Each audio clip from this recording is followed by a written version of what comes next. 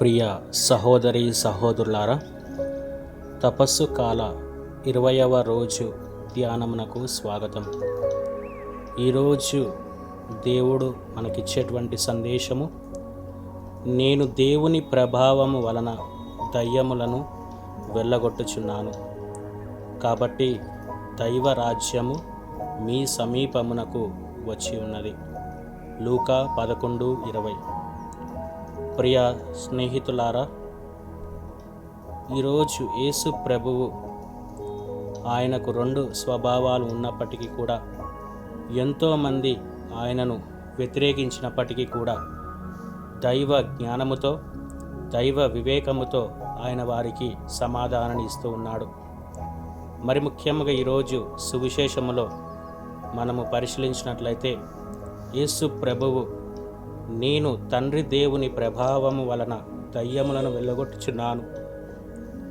కాబట్టి ఇక్కడ మనం చూసినట్లయితే యేసు ప్రభువు దైవ రాజ్యమును గురించి మాట్లాడుతున్నాడు. అదే విధముగా మనందరినీ కూడా ఆహ్వానిస్తూ, మనము కూడా ఎన్ని సాతాను శోధనలు మన దరికి వచ్చినప్పటికీ కూడా మనము దేవునిపై ఆధారపడి జీవించే బిడ్డలుగా ఉండమని ఈరోజు ఆహ్వానిస్తూ ఉన్నాడు.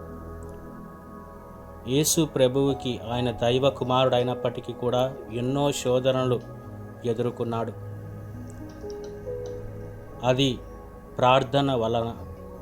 మరి ఈరోజు మనము కూడా ప్రార్థన వలన ఆ యొక్క సాతాను శోధనలు ఎదుర్కొనేటువంటి శక్తిని దేవుడు ప్రసాదించమని ప్రార్థన చేస్తూ, మరి ముఖ్యముగా యేసు ప్రభు ఏ విధంగానైతే అన్నిటినీ కూడా దైవ జ్ఞానముతో, దైవ వివేకముతో ఎదుర్కొన్నాడో, మరి మనకి కూడా దేవుడు అలాంటి దైవ జ్ఞానాన్ని, దైవ వివేకాన్ని ప్రసాదించమని ప్రార్థన చేద్దాం. అదే విధముగా మనమందరము కూడా ఈ యొక్క సాతాను శోధనలకు లోను కాకుండా ఎల్లప్పుడూ కూడా దేవునిపై ఆధారపడి జీవించే బిడ్డలుగా జీవిద్దాం. ఈ యొక్క లోక సంబంధమైనటువంటివి కాకుండా దైవ సంబంధమైనటువంటివి, విలువైనటువంటివి మన యొక్క జీవితాలలో అలవర్చుకుంటూ, అలాంటి మంచి గుణాలను మన జీవితాల్లో అలవర్చుకుంటూ, ఆ యొక్క శక్తిని, ఆత్మ వరాలను దేవుడు మనకు ప్రసాదించమని ఈరోజు ప్రత్యేకముగా ప్రార్థన చేద్దాం. అదే విధముగా యేసు ప్రభువు మనందరికీ కూడా అలనాడు తన యొక్క శిష్యులకి, వారందరికీ కూడా ఏ విధంగానైతే తన యొక్క ఆత్మ వరాలు కురిపించాడు, ఈరోజు మనందరికీ కూడా ఆయన ఆత్మ వరాలు కురిపించి మనల్ని దీవించునుగాక. ఆమేన్.